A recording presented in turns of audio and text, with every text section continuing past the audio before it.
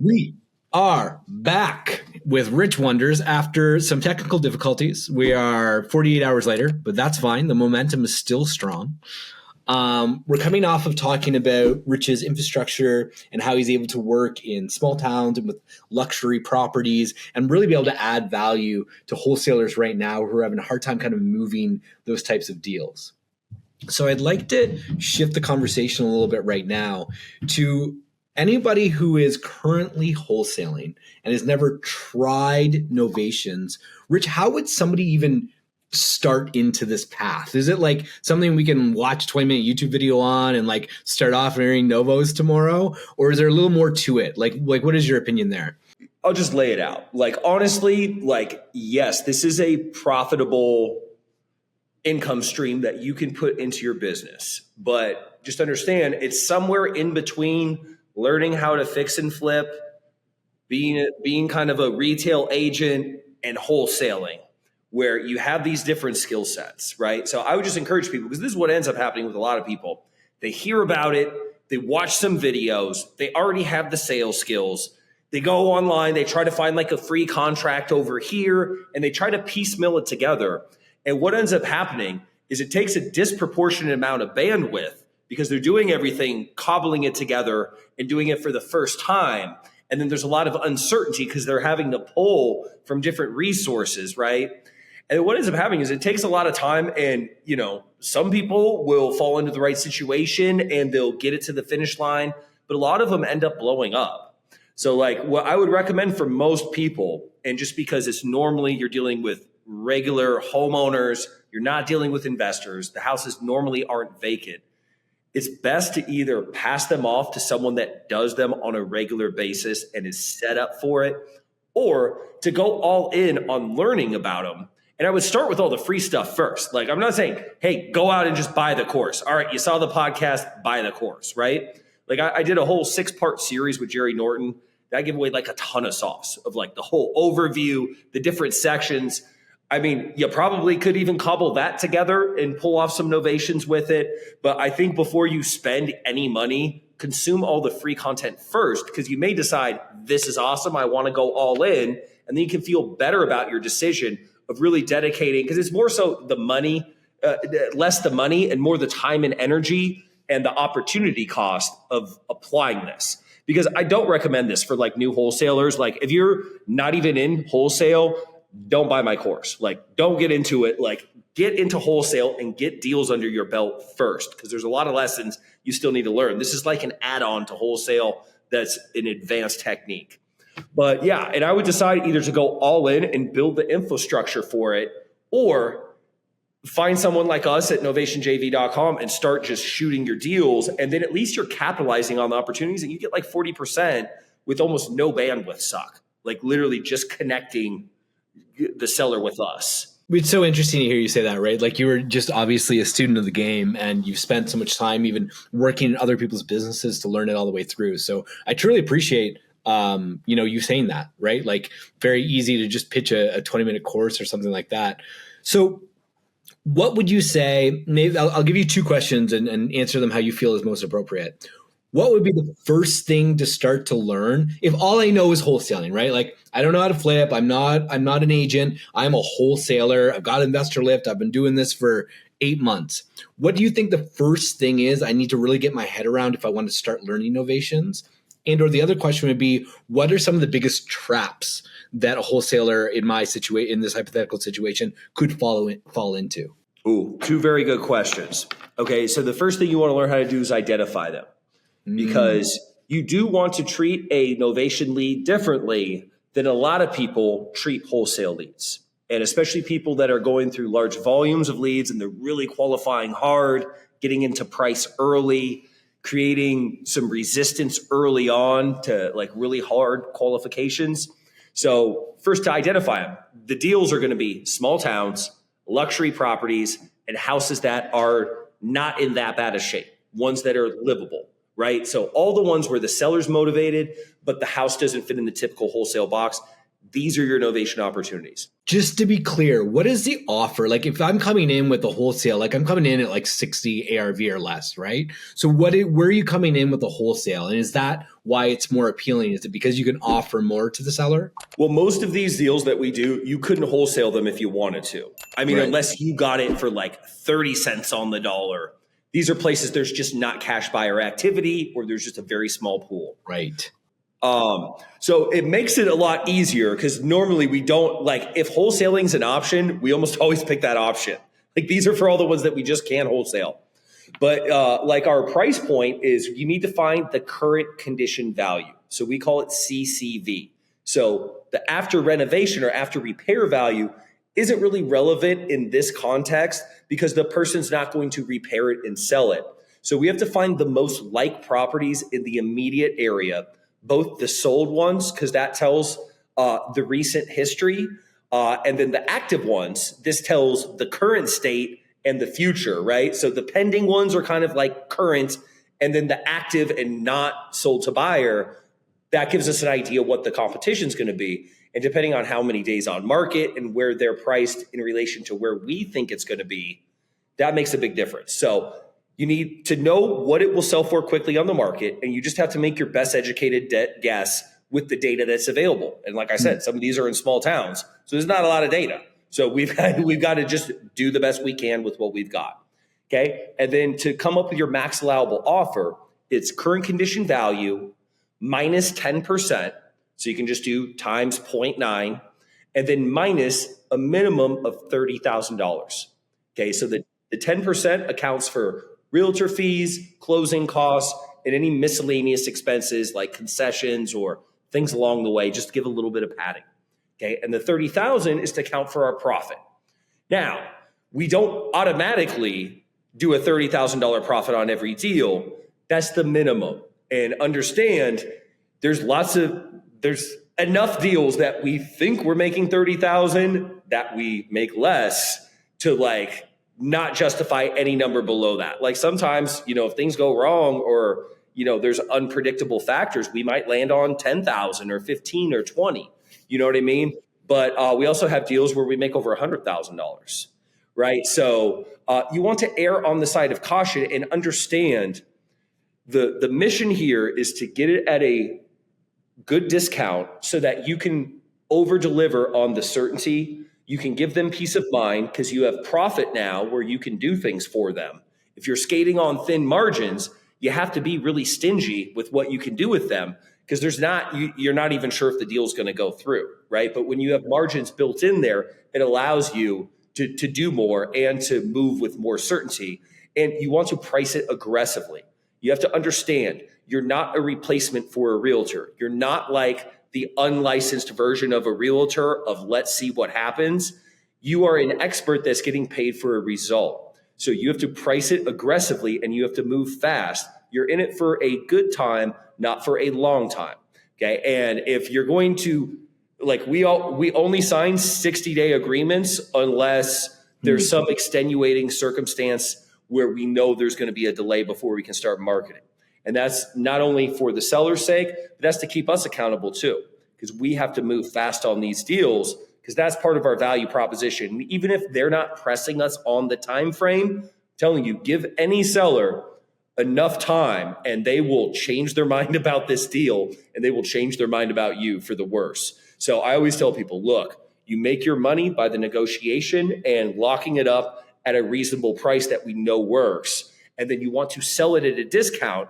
That's how you give them the magical experience. Is it goes on the market, you get an offer shortly after that, and then boom, now you have some time if there's any delays in inspections or if there's any repairs that had to be made for the lender, or heaven forbid, the buyer falls out. I mean, I hate to even say it, but it happens. If you do enough deals, everything that can go wrong eventually will, and you kind of have to set up guardrails for all of that. And moving quickly and pricing aggressively and getting an excellent realtor, not an average realtor, not whatever realtor will have you. You need to find someone that's really good at what they do. And you have to be effective on how to communicate with them and motivate them and align your interests with them. And that's kind of another big thing that you don't really hear people talk about, because a lot of people, they're still talking about flat fee brokers. And like, I've been down that road, and I would not recommend that to anybody. Like, if you want to build an actual business at scale, I would not go that route. It's much better to go with the local agent.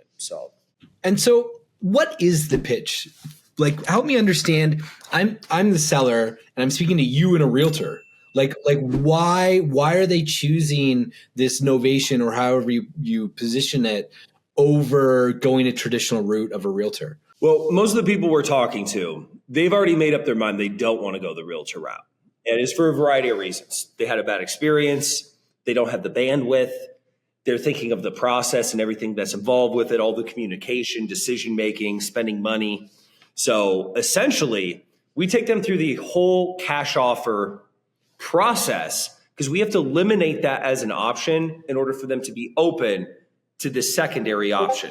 And if we try to pitch them Novation, well, they still think cash offer is a possibility for them.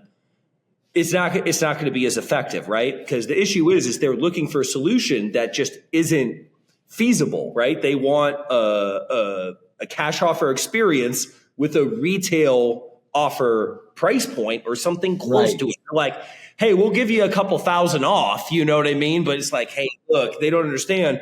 It doesn't work to run a business that way. You know what I mean? And they're not going to get that offer from us or any other real cash offers, right? So we have to take them through the whole sales process and show them what a real cash offer looks like, both from us or any reasonable investor, and they will clearly see. And I tell my guys, I'm like, look, if you feel bad about low anchoring them, you need to decide in your mind, like, all right, if you put this on Investor Lift, what would this property sell for on Investor Lift? It's low. Even if the property's in nice condition, there's not people lining up to buy livable houses at a small discount. You know what I mean? Like, if they're going to buy a livable house, it's got to be at a big discount. So we show them that first. And then we build it as, rather than us negotiating price of us versus them, it's us solving the problem together of, okay, so you're looking for a cash offer experience, but from the investor perspective, this is going to be a tough thing to make work with your expectations, because as investors, we have finite resources. We can only do so many projects at a time, and we have to pick the best fit. And normally the best fit for a cash buy is a house that needs a lot of work that we can buy at a discount, make it nice and pretty, and then sell it to a nice family for a profit, right? So it's almost like we have to eliminate that option where they're thinking, dang, I want this cash offer, but it doesn't seem realistic either from them or from anybody, which is the truth. Because otherwise what will happen is they'll have some wholesaler that overpromises them, and they can't end up closing on the property, and then they're right back where they started. You know what I mean? So once we reset those expectations, we set some tentative low ranges where we give an idea on where we think an investor would need to be, but we're not the final decision makers. We're going to have to get back to them once we get the final word on if we can make an offer and what that offer would look like. So, and then we lock them in with a commitment right there where we set the expectations. Hey, before I put my guys to work, I just want to make sure if we are able to get a formal written offer and the price works for you and it works for us and the terms are everything everybody can live with, would there be anything stopping us from moving forward with paperwork today? So we lock them in with that, right? And then when we call back, essentially, we do kind of a slow play. We let them know, hey, look, we submitted it for a few options. We were able to get a cash offer approved, but frankly, it's probably not going to be the best fit for a win-win. Like, we'd be willing to buy this house cash, but we'd have to be at $250,000. I know that's way less than what you're able to do, and I totally get it. However, we have this other program. I was telling you earlier, we're a creative real estate investment group. And this was the one I was really hoping I could get you qualified for. It's called the concierge service. And I didn't go into the details. So we have very strict criteria. It's very labor and resource intense for us. And, not everybody we can make this work with. But the good news is I got a full approval. Okay. And with the concierge service, I'll explain, you get all the benefits of a cash offer, meaning you don't have to lift a finger. You don't have to spend a penny. It's a hands-off, white glove experience where we deliver the result on a silver platter. And the way that it works is from doing so many deals in Minnesota or wherever they are. We have all the tools, the resources, the team, the processes, where if a deal fits our criteria, we're set up where we can move these deals very fast. And basically, you get a net number. You agree to allow us to remarket our contract. We're not going to be representing you as a realtor, but we may be working with some realtors on the back end. It's not going to affect you in any way. Okay. We negotiate and earn our fee from the buyer. And whether we make $1 million or $1, you get everything you're promised. And I have everything written up in black and white. So I do a short sell the sizzle where I pitch the overall idea from a 40,000 foot perspective. And then we send over the paperwork with the price, the terms, and we review it line by line, paragraph by paragraph, with third-party stories, just tying a bow around each section, because a confused mind says no, right? So we sell the idea and the sizzle and the result, and then we justify it with logic, and we eliminate any doubt or uncertainty by just providing clarity on the whole process. But we do it in a very strategic layout where they learn about all the things that benefit them first. We disclose all the things that may not directly benefit them, but they do need to know about for full transparency towards the middle and the end.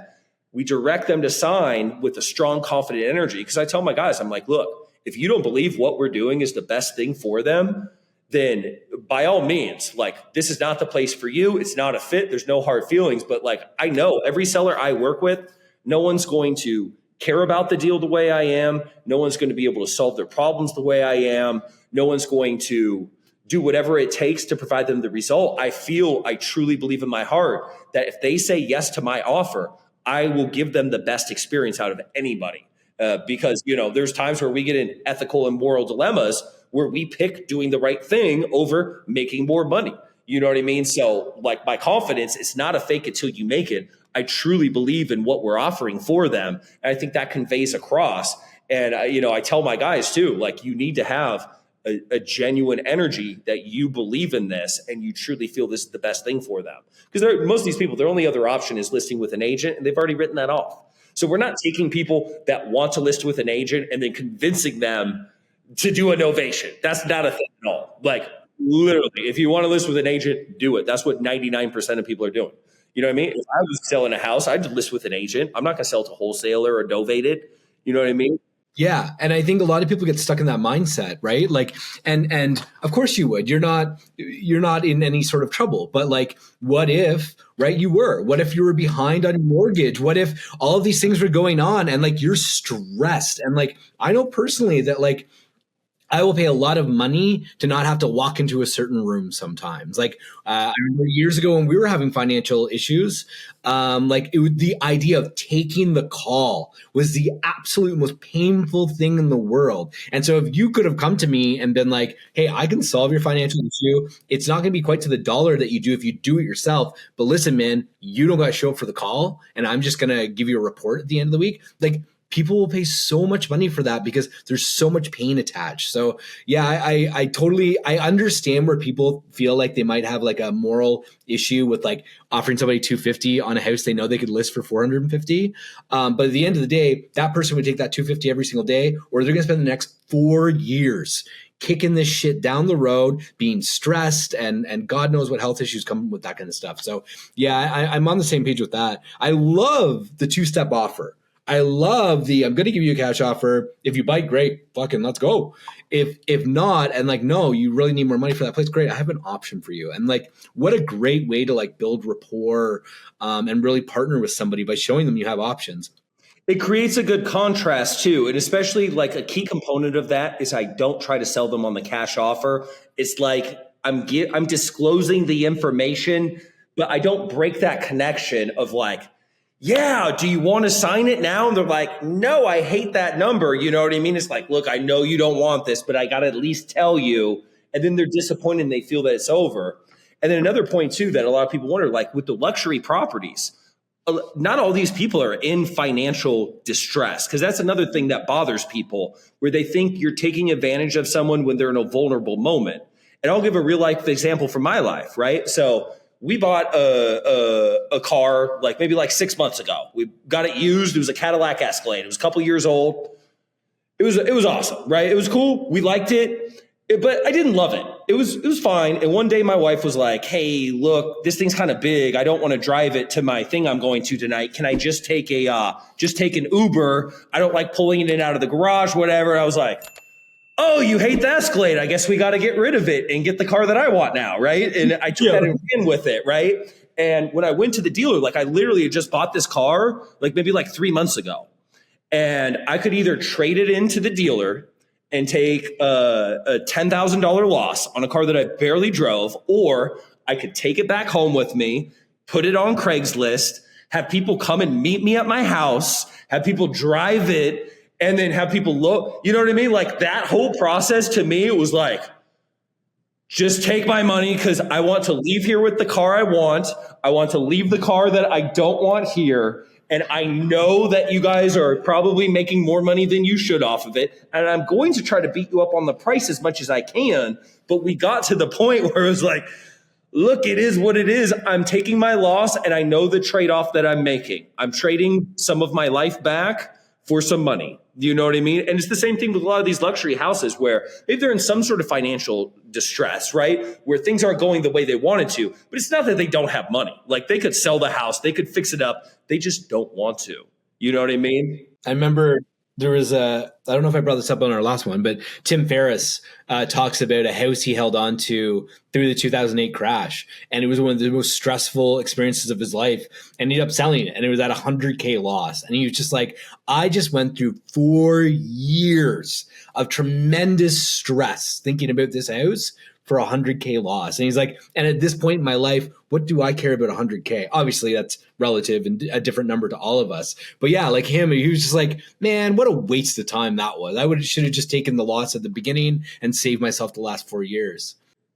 Absolutely. And a lot of these people are in these positions too because they have been putting it off. So having that extra push is, you got to realize you're dealing with people a lot of times that have trouble making decisions, even when the decisions are in their benefit. And they need that extra push. Kind of like how a personal trainer, you know, like people go to them to lose weight and get in shape, and then they pay the money, and sometimes they don't follow their advice. And a good personal trainer will still take the initiative because they know at the end of the day, they're responsible for getting you to the result, right? And at the end of the day, even if I have to do some pushing and I have to do some sales tactics, I am going to deliver on my word, and they're going to leave happy with me. You know what I mean? I'm going to make sure that I get the result, and I'm not going to agree to a number that I'm not confident I can get the result. It's another mistake people make. They think they're doing them a favor by going easy on the negotiation, but at the end, they're going to end up disappointing them, and they're not going to be able to provide all the service because they haven't built in enough profit. Like they're selling a steak dinner for $10. There's only so much you can do. You know what I mean? So 100%. So walk me through, what does a novation contract, how does it work? Like, I guess, close that loop for me. If I only know how wholesaling works and how that side of the contract works, how is a novation contract different? So we have 3 main documents that they sign after we do while we're on the delivery call and we do the pitch. So we've got a purchase and sale agreement, which is essentially very similar to any wholesale purchase contract you'll see. There's some additional language in there for marketing to a third party, utilizing the MLS if we choose. But everything else is pretty standard, and it's like really a 2.5 pager. The second one that we have them sign is the novation/indemnification agreement. So this basically tells the title company what to do if the third party buyer is using a loan. Basically says the seller is going to receive X amount minus any liens, taxes, or mortgage. So basically all the things that we aren't going to pay. And we are agreeing to pay everything else. And whatever's left over, that's going to be considered our novation fee. It's got more legal mumbo jumbo about a conditional termination once we secure the third party purchaser. But it basically ties a bow on the whole transaction. It's just like a 2-pager that they sign right there. And then the third one that we have them sign is an authorization to sign listing docs. That's an attorney in fact. It's just DocuSigned. It's not notarized. We can use it in most states. Some states you do need a notarized thing, or there's some brokers that require a notarized document. And normally in that case, we just have the seller sign the listing docs directly rather than create that extra link of a power of attorney. It's normally more friction to get a notary down there and do a power of attorney than it is to just have them docu-sign the listing docs, because the seller's already on board. Like, the seller doesn't want to deal with the agent. Otherwise, they wouldn't need us. You know what I mean? So we don't worry about, I mean, you definitely have to set clear expectations with the seller and clear expectations with the realtor in order for everybody to play nice. Because if either party is confused, or especially if both the realtor and the seller are confused, it's a recipe for them to make each other more confused, and they may end up leaving without you. You know what I mean? Thinking something's not right. Like, a confused mind is like, people need clarity and the expectations set properly. But there's just a time and place for everything too, and a method. So we kind of have a dialed in way on how we do everything. So if I have a wholesale contract, I basically have a contract to be able to sell that contract to somebody else, right? And a novation contract allows you to market it specifically. Is that what the difference is? Yeah, it just has more disclosure language in there. So it just, and a lot of wholesale contracts already have that language in there, where it's like, buyer can market the property in any way they deem necessary, not limited to online groups, text message, phone calls, the MLS, things like that. So, I mean, yeah, the actual novation language is the main thing, but that's more of a disclosure where it's like, buyer has the right to market to third-party purchaser, to either novate it or to assign it to the third-party purchaser. In either such occasion, seller agrees to transfer the property directly to the third-party purchaser. So it just has some extra language. But yeah, like, the contract's nothing fancy, and I've been using the same contract since I first started with very minimal changes. And it's just because I've never been sued. I've never had the contract cost me a deal, knock on wood. You know what I mean? But it's just rock solid. And then I have people that are like, yeah, man, I gave this contract to my attorney and he beefed it up, da, da, da. And then they're calling me a couple of weeks later like, man, I don't know what it is. Like, my guys just like aren't closing these deals. I'm like, yeah, your contract's probably like way too scary. I'm like, you know what I mean? Like, yeah, I'm one of those guys where it's like the contract's there because it needs to be there, but the contract's not going to save you. If the seller hates you, it doesn't matter what contract you give them. And they could sign it in blood and they'll rip it up and throw it away. So the backbone of your deal is having their heart and mind and doing what you say and saying what you do. That will save you from 99.9% of the problems. People treat these deals transactionally, and with a wholesale deal, you can do that most of the time. This is not a transaction. This is a journey, an experience.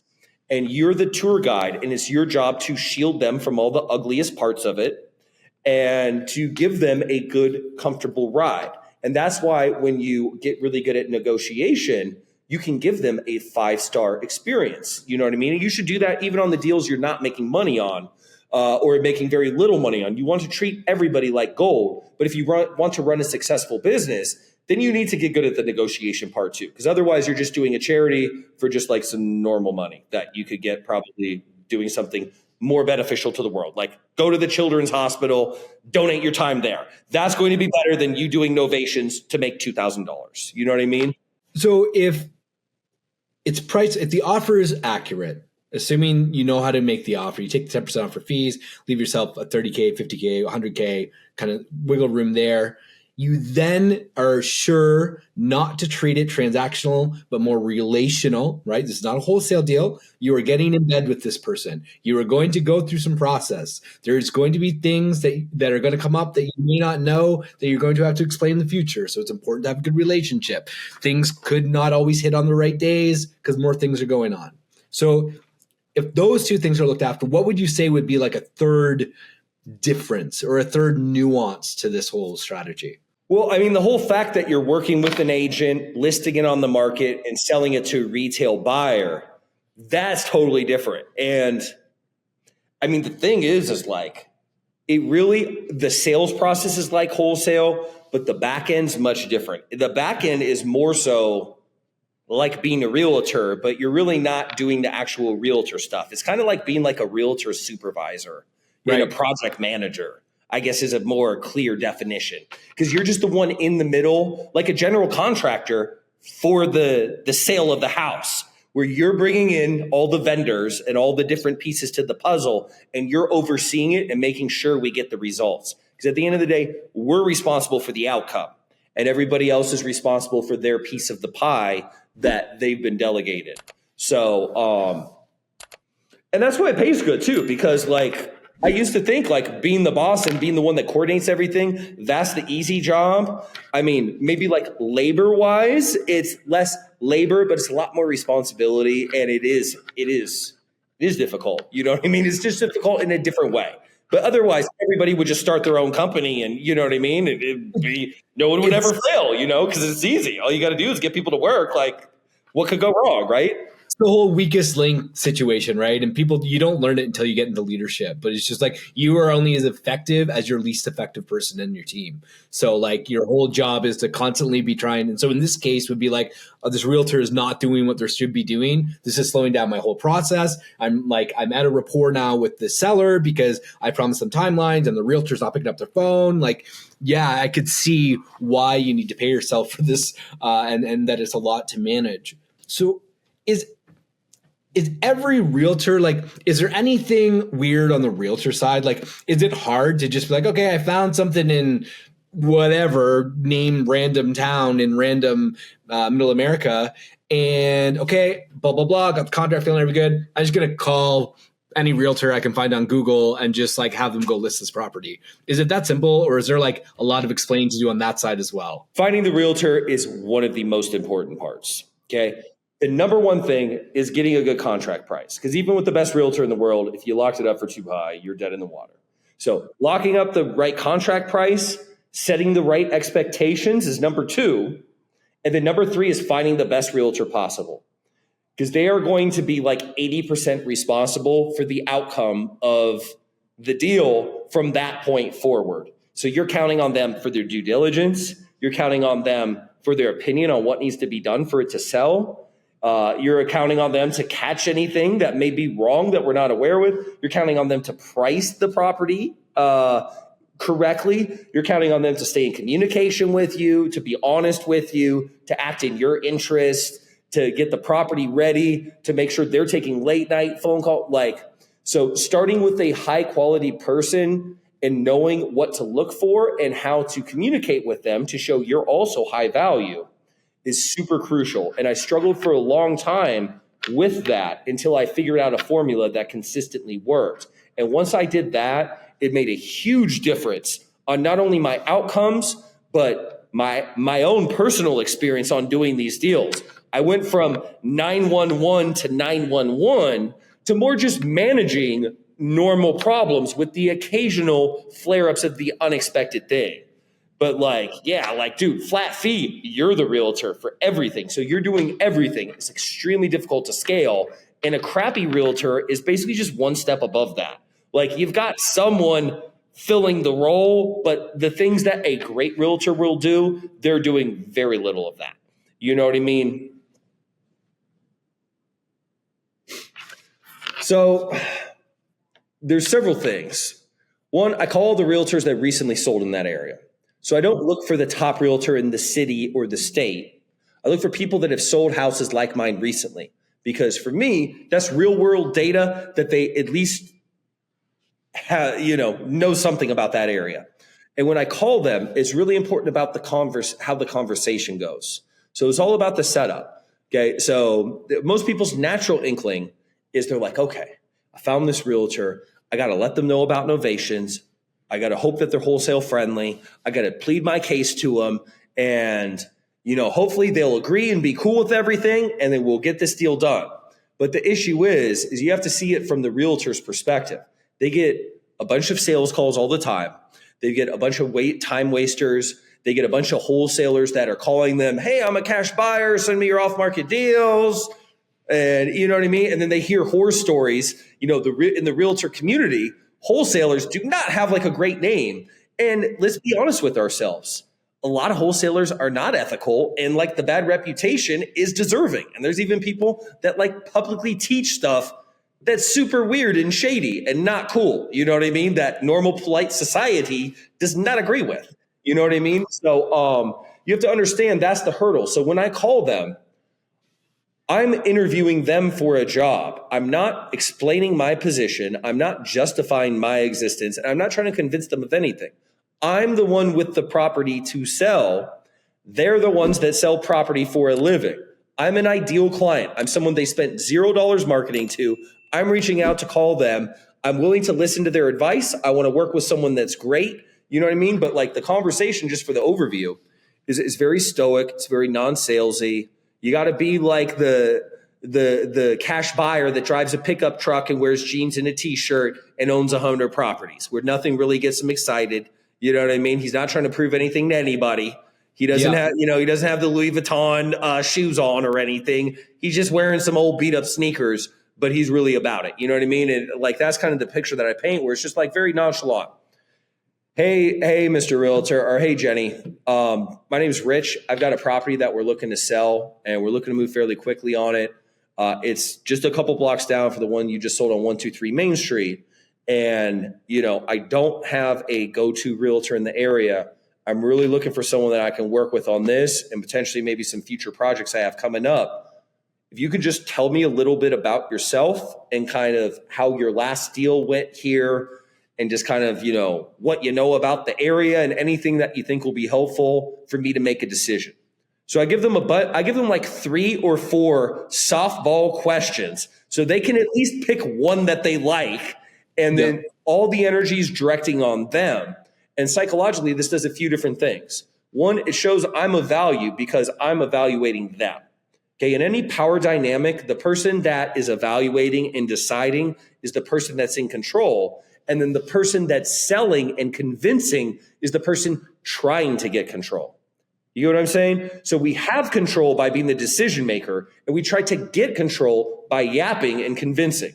So we automatically are taking the control position, because otherwise what will happen is they'll start asking you a bunch of questions and qualifying you, and now you're the one trying to convince them, and they're in control. So I give them some softballs where they can start talking about themselves.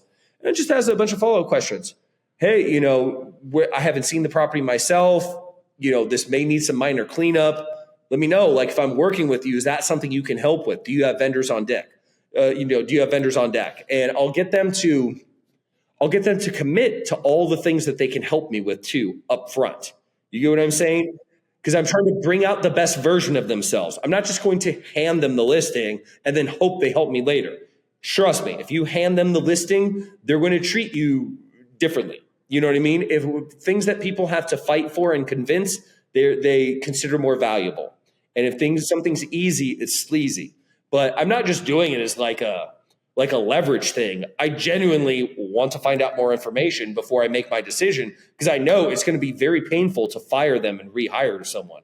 I like the position too. Like you're doing this, but you also I also love how you just kind of like walked in as a whale as well. Like where you're just like, I don't have a preferred realtor in this area. Again, presupposition, you have preferred realtors in other areas, right? To work on this and some other potential projects I have coming up. Presupposition, you have a lot of projects going on and even more in this area, right? Like those things alone should have put that realtor on her heels going, oh fuck, I got to impress. This isn't a quick somebody trying to sell their house and I'm going to make $6,000 on. This is a potential partnership that could be worth hundreds of thousands of dollars to me. So I better ears better be pricked up. I better understand what this person needs and make sure that I'm the person that can help them with that. And or now it's time to get off my ass. And he's asking me, can I deal with the property that's a little bit run down? If I can't, I'm now motivated to try and figure out what that means, right? If I'm a new realtor or something. So I really like this. I love that, I love the sales and persuasion tactics over on this side now as well is really interesting to me.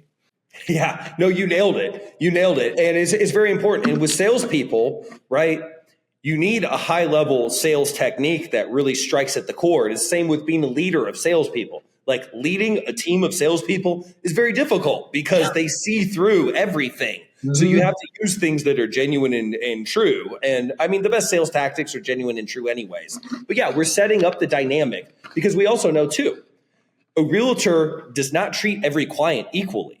You know what I mean? The high value clients, they're going to roll out the red carpet and go above and beyond. So if you get really good at communicating value and doing it in a subtle way that's not try hard, you know what I mean? Where they just perceive it. We're not selling our value. We're just displaying our value basically because it's just intrinsic. You know what I mean? But we take them through that whole process of them selling to us. And when it gets down to the nitty gritty of like, well, because there will be a point in the call where they're like, well, how long have you owned the property for? Or, you know what I mean? Or they'll look it up online and they'll see the person that owns it, Sally, and they'll say, is your name Sally? It's like, no, my name's Rich. You know what I mean? And the way we explain that is it's short, simple, truthful, and to the point. So we say, I'm glad you brought that up. Okay, there's a bit of a unique situation. Okay, Sally is going through a bit of a personal situation right now. Right? Out of respect for her, I can't get into the details, but she does not have the bandwidth or the desire to deal with finding the best realtor, handling any of these repairs, or all the normal things that go along with selling a house traditionally. All right, so she signed an attorney in fact that gives me authorization to hire the realtor. I'm going to be paying for any repairs that need to be happening. I'm going to be making all the decisions up until the point where we have a valid buyer's offer that I accept. She's going to sign the buyer's offer and she's going to sign the final closing docs and collect the money at the end. But I'm kind of the intermediary for that whole in-between stage. Now, for you, it's actually a great thing because I'm a seasoned investor. I've done tons of deals. I'm not emotionally involved in this in any way. And basically what you can do is, I'm looking to sign listing docs within the next 48 hours. Okay. I've talked to a few different agents. I really like what you've said up to this point, and you've been very solid and communicative. I like your vibe. I like your style. One thing that will help me make my decision is we're looking to move quick, and I want to know what your professional opinion is on where we would need to price this house, where you would be confident we could get an offer within the first week or two. Okay, I'm going to send you over all the information I have about the property notes. I haven't been there personally myself, but I can get you access if that will be helpful for you. But yeah, I'm going to send it over. Let me get your email. And then if you can just let me know where you think it would need to be priced and why. So I answer, and then I immediately turn the spotlight back on them, set the urgency, right? Give them a task. Because what you'll find as well is you'll have some realtors that are good talkers and they're not good workers. You know what I mean? And giving them that task is going to see how serious they are. And also shows, hey, look, I move fast. I'm not here to pull your leg and chat on the phone. I'm here to get stuff done. You know what I mean? They see that. And one important other thing with these deals is you're constantly pushing the ball forward on every call with every person you're talking to. It's always find out new information, figure out what problems need to be solved, solve the problems we can, and then these are the next steps, and we'll circle back around once these next steps are complete. But there needs to be a forward motion with every phone call. And same with the seller too. You have to constantly be future pacing them. Like, trust me, if they don't know where they're going to move, that's a recipe for you getting ghosted because their anxiety is going to build and then they're eventually going to shut down, a lot of them. So you have to constantly be pushing the ball forward in managing the project, both on the seller side, the realtor side, title company side, everything. Like the buck stops with you and you have to take extreme accountability with these deals. Like there can't be the excuse of like, oh, all this stuff went wrong. It's like, yeah, dude, it always goes wrong. Like that's what you signed up for. It's like being in the UFC. You're like, wait, no one said I was going to get punched in the face. It's like, bro, yes, like, yes. The positioning on the realtor side to me is just phenomenal. And anybody listening to this, like even if you're a flipper, like in my opinion, this is how you manage GCs as well, right? Like very clear expectations, tasking them, like the tasking, it just blows my mind because a realtor is naturally going to try and take over the conversation, tell you when things can happen and on this and on that. And you're going, I need this from you, this from you, this from you, and I need it done by this time. Are you that person or not? Right? Because if you're not, that's cool. I got another realtor to go to and I don't need you. And you've already like squashed everything else, right? You've left no room for them to say, oh, I have 17 billboards on fucking Highway 64 and like all the shit they would try and do to a seller or something like that. You already said, I don't give a shit. Like, this is what I need from you. Are you capable of it? And I love that. What, I don't even know where else to go. What else is there involved in the novation side of things? Like this whole realtor side and selling to the realtors is really an eye opener for me. What else is there? Is that the crux of it, really? So finding it's one of these things where like it's like a chain, and if you have everything going right from the beginning, is you can get these deals where they're fairly predictable and they're fairly non-chaotic compared to what it would be when you don't get those things right, right? So there's still chaos and there's still things that go wrong, right? But it's a chain effect, and that's why like when people ask like, "Hey man, can I just buy your contracts from you?" And I'm like, "Well, dude, I mean, I used to give them out for free. You know, I'm not in like the contract selling business, but like the reason I won't even provide them is people would lock up these deals." And then there was all these things that went wrong. And then the seller would get harmed. They wasted their time. The title company would come. Because I used to give out the contract and say, "This is my nationwide title company that will do novation deals." And that only took about 3 weeks for the title company head person to call me and say, "What did you do? Like, we have a huge influx of these deals that are an absolute nightmare. Like, what did you do? Did you just give out the contracts? Don't do that. Like, please, like, we're going to get sued. Like, we're going to get out of business because people don't understand the responsibility that comes with it." So I would just recommend with anybody, like, if you're going to do it, either be all in or delegate it out. But I would not dip your toe in the water and see, because you're literally playing with people's lives and it can get messy. And even, you know, from a take out the ethics part of it. Like, you don't want to get sued. You don't want to waste a bunch of bandwidth on stuff that's not going to work out. We're all in it to get deals done. And trust me, if you think this is easy money, I mean, even wholesaling ain't easy money, but wholesaling seems like easy money after you do a couple of novations. You're like, wait, I get paid in 3 weeks? Oh, non-refundable earnest money? They can't back out? What? Like, no realtors, no title company, no inspection. You start to realize how juicy a wholesale offer is when you realize what the normal traditional thing is. You have a property where you have 3 buyers fall out and you don't get to keep the EMD. You're like, oh, so $7K EMD non-refundable, that means something. That's worth the discount because this one just took 6 months to sell. You know what I mean? If I came to you and to novationjv.com, was that the link? I go to novationjv.com because I have a property that would be great for novation. I can't wholesale it. Do you help that wholesaler also like help them through the process? Like, obviously you're going to do it and give them a good split and all that kind of stuff, but you also explain through what's going through. Cause I can just hear people listening to this episode going, I would want to do this for the experience and just see what it's like from a wholesaler perspective. Because I'm not going to go all in and spend 6 months learning this unless I really know how it feels first. So is that how that process works with you? So we coach them on how to set us up with the leads and how to, you know what I mean, how to position it for an alley-oop for us to go. And basically, like, I'll give you guys the secret right now on the podcast. Have a soft touch, be consultative, don't get in a bunch of friction, don't go hard on the negotiations, don't throw them a low ball. Just try to understand their situation and have empathy for them and get them to give as much information as they can. The more info we have on their problems, the better we can solve their problems. And the more we know about their house, the better quote we can give them. And it'll stop us from having to renegotiate later if there's just like the kitchen notes just say, kitchen's good. Like, what does that mean? It's good. It was built 20 years ago. They just remodeled it, whatever, right? So getting into the finite detail, but leave them waiting for a final decision from you. Don't give them an offer. Tell them, hey, look, you know, I'm not in a position to make an offer. I need to talk to my partners on this, or I need to talk to whoever you need to talk to. You can consider us your partners. So you're not lying. You know what I mean? I need to talk to my partners on this before I can get a final decision. You know, I could give you a call back. You know, we have quite a few properties we're looking at, but I could give you a call back likely within 24 to 48 hours. Is that okay? Leave them waiting for the final decision, then submit it to us. Someone from my team will normally call you same day. And they'll reach out, they'll get any extra info that wasn't on the submission or get clarity on anything we need. And then we have you, the partner, call the seller, and we give them what's called our warm handoff script, where essentially they let them know, hey, look, unfortunately, a cash offer is not a fit on this one.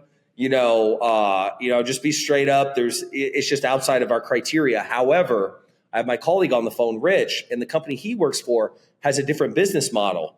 And sometimes they can make deals similar to this one work. He just has a few questions to see if you guys might be a fit for them to make an offer. Is that okay? Oh, yeah, sure. That's great. And then boom, now we take it as a fresh lead and run them through our whole discovery process. So that's the only major interaction they have with us. So it's more of a done for you solution than a done with you.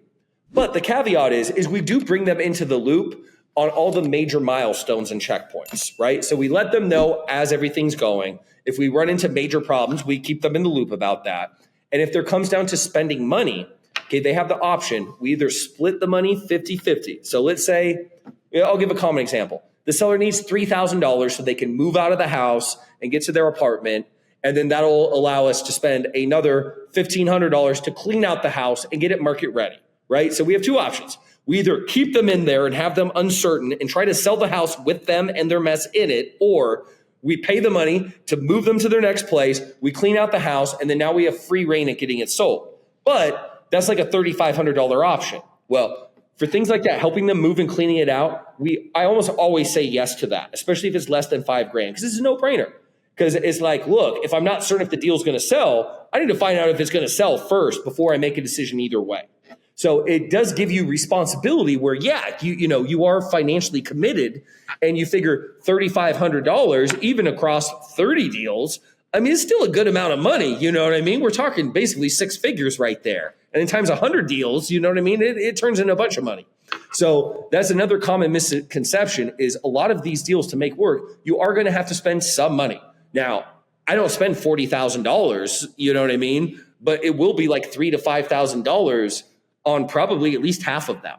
You know what I mean? And some of them we don't have to spend any money. And those are great. Like I love those, you know what I mean? But if we only did ones that we didn't spend money on, our revenue would be way lower.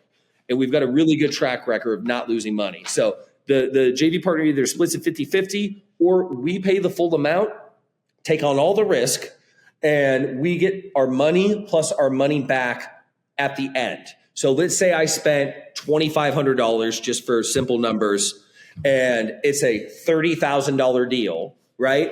And we took on the risk. We put in the money before we had a buyer, before we knew what was happening. We gave this lady the money for the apartment, hope she didn't ghost us, paid the vendor to clean everything out, and then everything went as planned and we made $30,000.